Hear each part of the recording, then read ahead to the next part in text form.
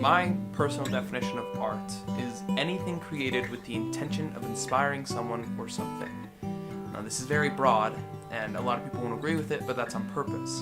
In 1917, there was an art show put on where anybody who wanted to could submit their art, and with a payment of $6, it would be put on display for anyone who came to see.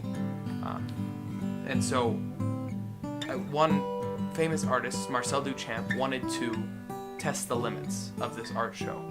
So he took a urinal and put a fake name on it and dated it and submitted it to this art show and paid the $6. This never got put on display though, because the board of directors or whoever decided that they were going to refund him his $6 and not put it on display because it was a urinal and he didn't create it, so how could it be art?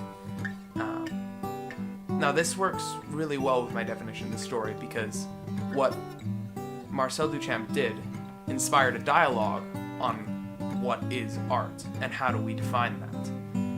How can we decide that? And so it's a very cyclical and paradoxical way of thinking, but only through what he did was I inspired to talk to you about this and my definition of art. Well, based on my definition, it would be to inspire people. And while that's true, it's kind of boring. So I'm going to use Brother Merrill's definition of art because it's much more symbolic than mine, and it's kind of become my second definition. Mankind's attempt to interpret and to explore the human experience. This definition basically gives us the answer, because of theater, mankind has the opportunity to attempt to interpret and explore the human experience. So it helps us understand our fellow men. And to quote someone from our class, I think if each person had a play of their lives, we wouldn't judge people so harshly.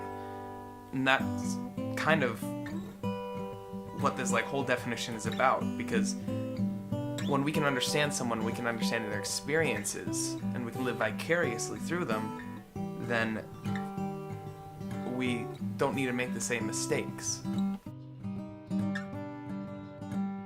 So a direct quote from chapter 1 is, "Art is one way whereby human beings seek to understand their world."